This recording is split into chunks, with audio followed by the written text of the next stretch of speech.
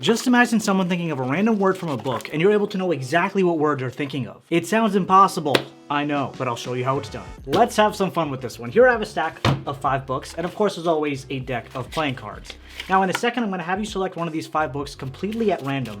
And the way that I'm gonna make sure that it's random is I'm gonna take out this deck of playing cards and give it a quick shuffle, right? Maybe even a couple of cuts. And once I'm done with all that, then you can go ahead, take this deck and cut to anywhere that you want. Whatever position you cut to, just to show you, there we go. Whatever position that you cut to, we're gonna take the top card, hopefully it's numbered 1 through 5, and we're gonna use that as the selection of the book. So 1 all the way down to 5, right? Here we go. This happens to be the number 5, so we're gonna take the 5th book, right? Here we go. 1, 2, 3, 4, and we're taking book number 5. This is called The Biggest Bluff, which is the name of the book, not the trick, right? So we have that book selected. The next thing we're gonna do is select what page to look at to find a word for you to select. The page is gonna be page number 8. Again, just taking the cards from where you cut to in the deck. I'm gonna leave the deck right there. You can hopefully view it the whole time. Go ahead, take a look at page number 8. And of course, if we were doing this, you would be the one going through the book. I would just have my eyes closed or maybe just not look at you. Page number 8, right? Take a look, there's page number 8. Hopefully you can see the number somewhere around that area. And this is the page you're going to be looking at. Now we need to figure out what line you'll be looking at. So we'll take the next card. This card will determine what line. So this is a jack, which has a value of 11. Queen will be 12. King will be 13. So this is the 11th line. So let's count down. 1, 2, 3, 4, 5, 6, 7, 8, 9, 10, 11. So that's going to be the last line on this, I guess, this page right before the break. That is now the line we're looking at. We need one more card selected to figure out the position of the word, right? So we're gonna take one more card from here. Again, you cut this location, and that's what it is. It's an ace. So ace is gonna have a value of 1. You're gonna take a look at and memorize the first word on that last line before the break. Hopefully that's even visible. If not, then maybe I'll just put it on the screen during editing. There you have it. You're the only one who knows what this word is. Here's where it gets good, right? Just to recap.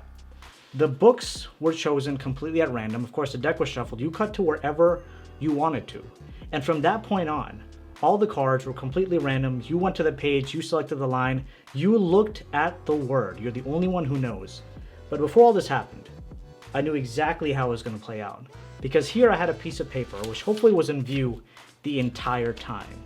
And I had one prediction written down on this piece of paper. And that one word was the word sent. Let me show you how it's done.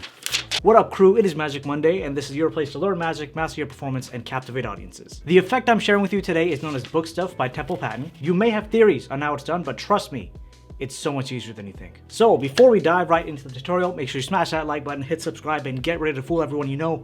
Now grab your favorite deck, and let's do it. And welcome to the tutorial. For those of you who are curious, by the way, these are the Canon Supers Alpha Lux playing cards created by me. This is just a prototype deck, but the Kickstarter for these cards will be launching on February 8th, 2025, which is less than just 2 weeks away. It would mean the world to me if you supported this deck on Kickstarter. It would help me fund the deck, fund the channel, and get you a fantastic deck of cards. What more do you need? And now what you're actually here for. So to do this effect, you're gonna need a deck of 52 cards and any 5 books that you choose. Of course, these have to be books that have words on them and pages so that there's no confusion. I just chose any 5 books that I found closest to me as I was sitting here. But with that, you're all set to get started. Believe it or not, this is actually a setup card trick, and what you gotta do is set up the entire deck actually in a size Stebbins stack.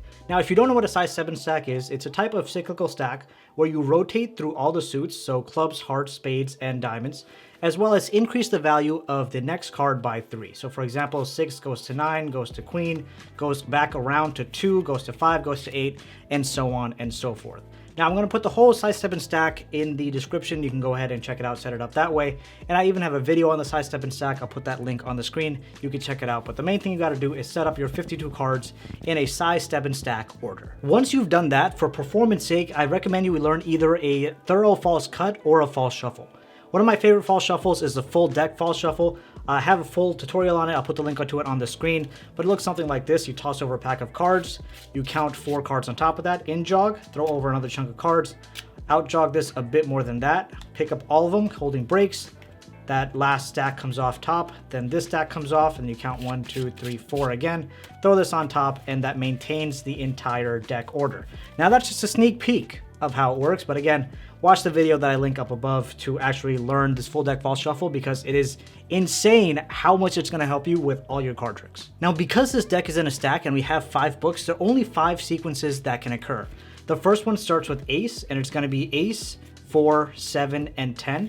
The second one, of course, is going to start with a 2. That's going to be 2, 5, 8, and jack. The third one is going to start with a 3. So 3, 6, 9, and queen.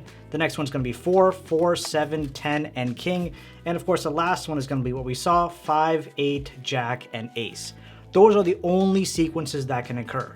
That means each of these books, right, each of the books that I have right over here, they have to be kept in the exact same order whenever you're doing this trick. And there's going to be one word associated with each one of these books.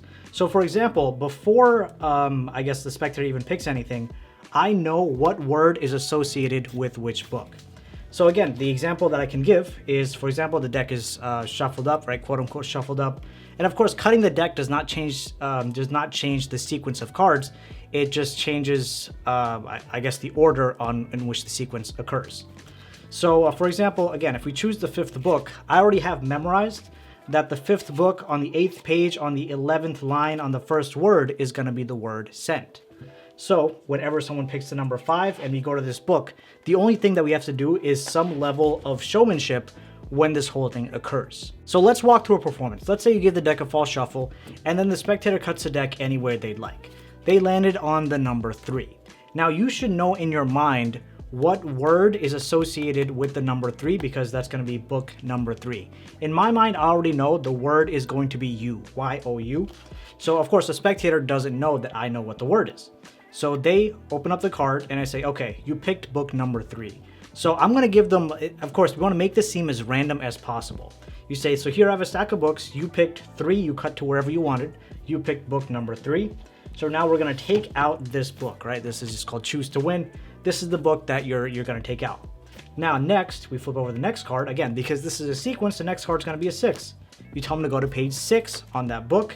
And as they're doing this, as they're going through this book, you're of course not looking at what they're doing. You're completely looking away or have your back turned or doing something else, right? So they go to page 6.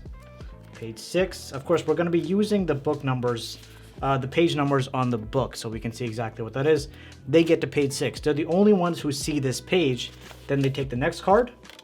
It's going to be line number 9. So we count 1, or they count 1, 2, 3, 4, 5, 6, 7, 8, 9. And last one is going to be a queen. That's going to be 12. So we count 12. 1, 2, 3, 4, 5, 6, 7, 8, 9, 10, 11, and 12. The word that they ended up on was you. Now, like I said, you already know ahead of time what one word is associated with all these books based off the order that they're in as you pull those books out right in front of your spectator, right? So you know exactly what the word is. At this point, it's going to be all up to performance. You can do something similar to what I did, where I had something written out in advance based off of what the spectator's going to pick, or you can kind of do a mind reading type effect where maybe you can have them look into your eyes, or you can hold on to their hands or something like that, and really try to get a deep glance into their soul, right, to find this word. And I guarantee you it's going to blow people away, because everything is completely at random. It really helps to kind of recap what just happened. The deck was shuffled. They cut the deck wherever they liked. The book was then picked at random based off the card that was there. And then continuing on the randomness, we got the page number, we got the line number, we got the position of the word based off the number in the deck. And that's what word they selected.